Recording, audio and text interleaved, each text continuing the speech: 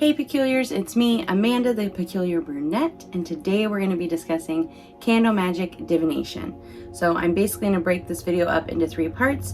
So we're going to do candle flame meanings, we're going to do candle wax readings, and we're going to discuss how to read smoke. All right, let's jump in.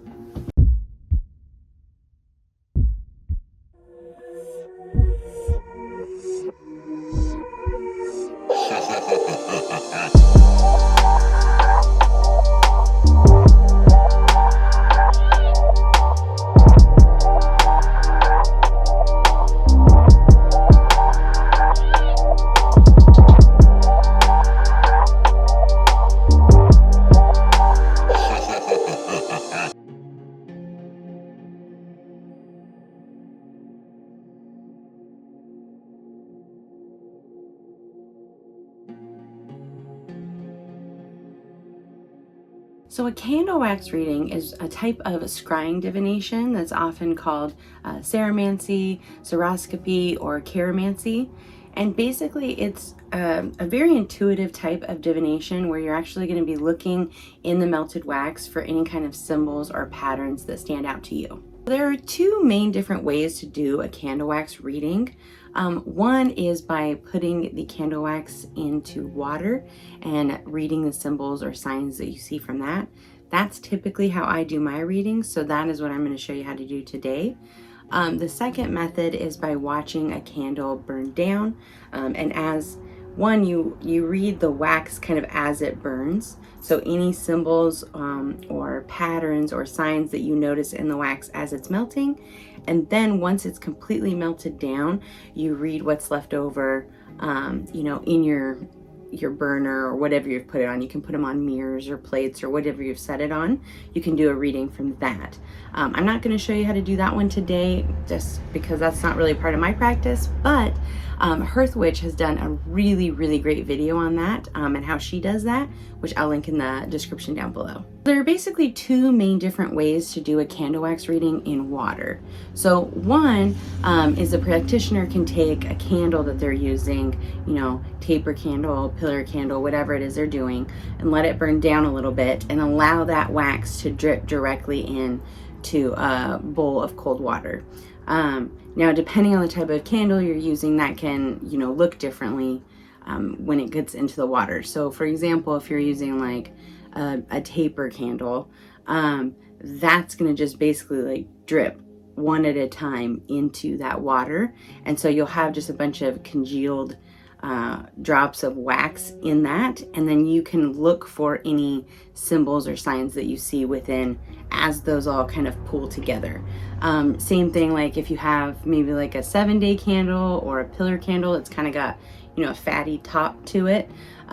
If you let some of that wax burn down, then you can just pour that directly into the bowl of water. For me personally, that is very slow. I'm a very impatient person and I don't like to wait for wax to melt down like that.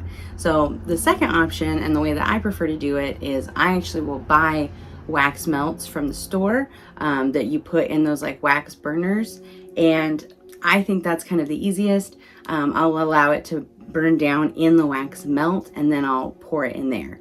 Now, I don't actually have a wax burner on hand with me right now, but I do burn it down in my cast iron, so that's what I'm going to show you how to do today. So let's jump into that. So one of the first things I'm going to do is melt the wax. So today I'm using this orange burst. This is going to be, to really symbolize creativity.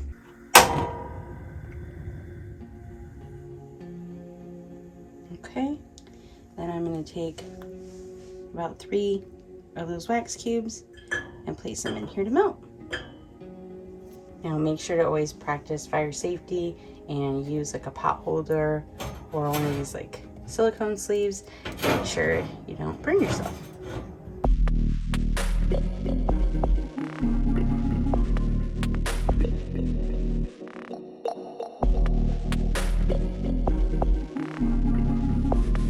So I'm going to begin by adding a few herbs to it. That's just my personal preference. So I'll be adding some cloves for protection. Then I'm going to do some lemon balm. And to me, lemon balm's in the mint family, so for me personally, I connect it to, you know, financial prosperity or any kind of early success. Add that in here. And then lastly, I'm going to add a little bit of hibiscus just for the beauty of it. So before I pour that wax in, let me get a little bit more light on that. Here you go. So now before you add the wax to the cold water, again, you want to make sure it's cold. You want to really sit and meditate on what the intention is, what the question is that you're asking, what you're trying to divine. And this example here, I've done the orange candle wax because I'm wanting to ask about, you know, let's see, success through creative means, right? So I've picked out a lot of orange. You can see I put that in the candle that's by it. I used orange wax melts. I've used herbs to symbolize that. So, you know, protection while, you know, I'm pursuing success through creative means. I added that lemon balm that is for financial prosperity. And then I added a bit of joy and happiness through that hibiscus plant. So at this point, like I said, this is just an example for you guys, but you know, if I was doing this on my own, what I would do now is I would really sit and meditate with what my question is and what I want to know before I would pour that wax in here. So, but I'm going to go ahead and pour that wax in here now. Again, make sure to be safe. I've got a pot holder on.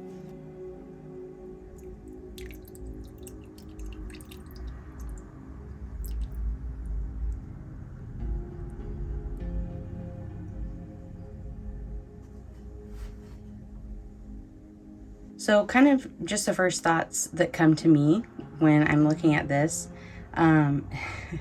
So I've been working with Bridget a lot in my practice. I saw a woman right away.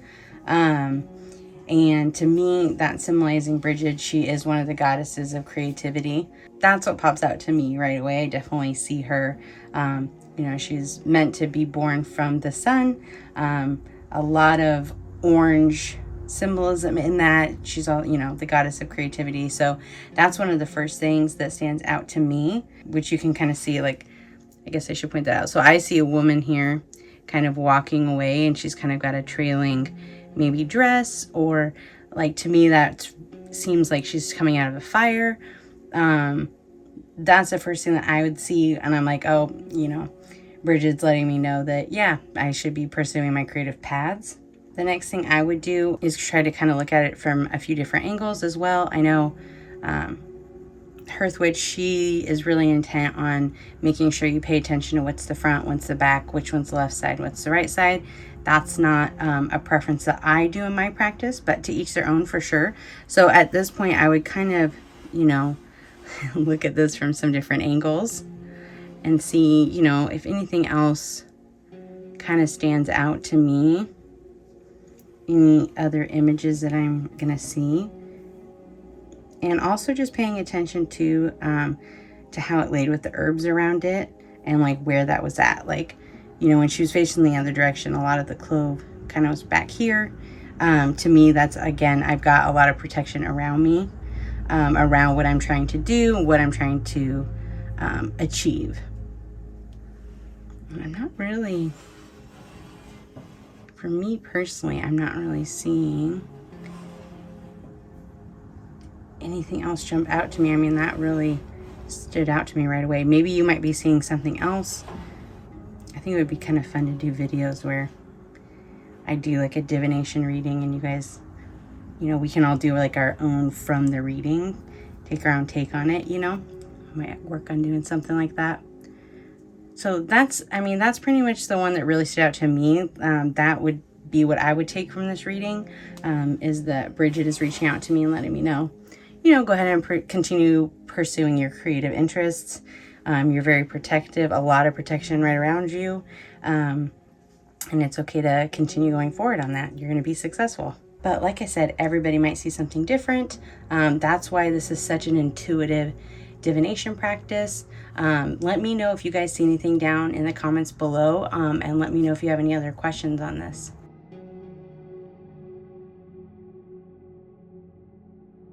Now, smoke divination can be referred to as capnomancy, which means smoke divination, but it's also sometimes called Libanomancy, which is basically smoke that's from an incense. The history of smoke divination can be traced back to ancient Mesopotamia, specifically Old Babylonian, which is about 2000 to 1600 BCE and is located in present-day Iraq. Now, diviners at that time would sprinkle loose leaf incense on a brazier, and then once that burned, they would study the movement and patterns of the smoke. Now, according to David Brown in his book, Astral Divination in the Context of Mesopotamian Divination, he said, quote, direct evidence of the use of many forms of divination and copies of their associated works are attested from this Old Babylonian period. We have reports and letters describing the day-to-day practice of ecstasy, which is divination by reading the entrails of sacrificed animals, celestial dream, and oracular divination in royal circles. The Old Babylonian period was a time of high literacy and literary productivity. Now, the Libanomantic text, called the Three Collated Libanomancy, actually gives us a lot of insight into the smoke divination readings and meanings during Old Babylonian times. Now, they're written in cuneiform, so most of us don't know how to read that, but luckily there's a British philologist named Irving Finkel that has broken all these down for us, so we can take a look at them today, which I'm going to show you now. If when you sprinkle the incense, its flame burns smokily, your army will defeat an army. If when you sprinkle the incense, it stops short, and afterward its flame burns smokily, an enemy will defeat your army. If when you sprinkle the incense, the smoke goes to its right and not to its left, you will prevail over your adversaries. If when you sprinkle the incense, the smoke goes to its left and not to its right, your adversary will prevail over you. If when you sprinkle the incense, the smoke goes to the east and does not go towards the crotch of the diviner, downfall for your adversary. If when you sprinkle the incense, the smoke goes towards the crotch of the diviner and does not go to the east, your adversary will prevail over you. If when you sprinkle the incense, the smoke goes equally in all directions, equal weapons. If when you sprinkle the incense, the smoke clusters, success, the man will enjoy profit wherever he goes. If the top of the incense smoke is fragmented, there will be financial loss and loss of cattle in the man's estate. If the top of the incense smoke is cleft, which means split in two, means madness. If the top of the incense smoke is cut off, the man will experience hard times. If the top of the incense smoke looks like the brick basket of Samus, there will be dew disease in the man's household. If the top of the incense smoke gathers like a date palm and it's thin down at its base, hardship will seize the man. If the incense smoke after a while is constricted, hard times will befall the man. If the incense smoke after a while pushes through and gets out, the man will pull through hard times. If the incense smoke pushes through to the east and gets out, the man will pull through hard times. Now, depending on your spiritual practice, you may want to use those interpretations in your readings, but in more modern times, typically the way that smoke divination is done is a much simpler reading, much more of like a yes or no type of divination. So if you're burning your incense and the smoke is rising up in like a streamlined type, no blockages, no difficulty, just nice and easy, basically rising up towards the heavens or the universe, that's normally an indication of yes, saying that you're not having any kind of challenges. That smoke's able to easily like rise up. right? Now, if it's starting to rise up and it kind of is forming, you know, it's not really rising up, it's kind of stagnant around these areas, that's normally an indication of an answer of no, right? It's having challenges. This is probably not going to work out the way that you want. And then if it's kind of pools around the base of your incense, or it's onto the table, that's normally also like kind of like a warning, and is kind of telling you that you need to change the path that you're on. You need to change this in a new direction.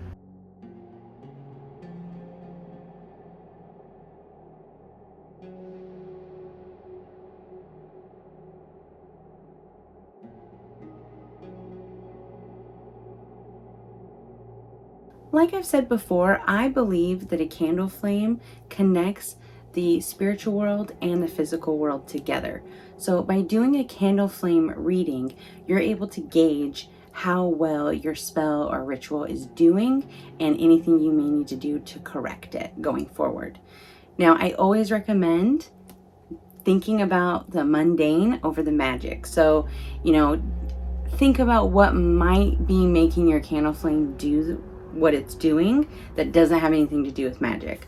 So do you have an open door or an open window that's like maybe causing a breeze, or you have a fan on somewhere? I'll try to make sure if there's any kind of mundane reasoning as to what's going on with your candle flame. I'll try to make sure and include that here in each meaning. But I'm going to jump into each meaning, like whether it's like a flickering flame or a jumping flame, and we're going to go through each meaning so you can tell how well your ritual or spell is doing as well. So a lot of people come to me and say, hey, you know, I read here that it says a jumping flame means this, but I read here a jumping flame means that, and they don't really correlate. So which one's right? So all three of the different types of divination that I discussed in this video are very intuitive types of divination. So it's really important to trust yourself, basically. Listen to your own intuition, because you're going to have a much better frame of reference as to what's going on with your spell or ritual. You're going to be able to know so much more than any blog or book is going to be able to tell you. So that's, you know, part of being a spiritual practitioner and developing yourself, is learning to trust yourself and learning to trust your own intuition. So always keep that in mind with any kind of meaning or idea that someone tells you about divination work.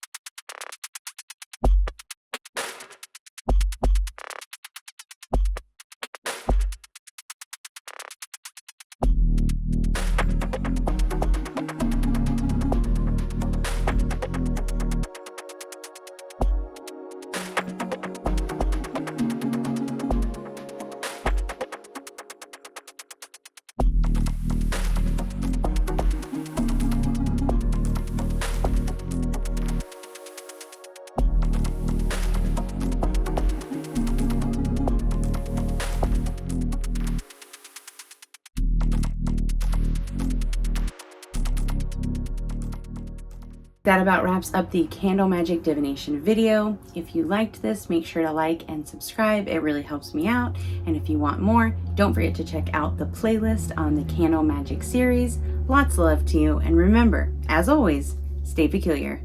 Are you going to stop trying to tag my earrings? Huh? So I can film this? You're so handsome. You're so handsome, but destructive. Maybe go find a hobby or something. Entertain yourself. Oh, there's the neighbor. And he's off. Okay.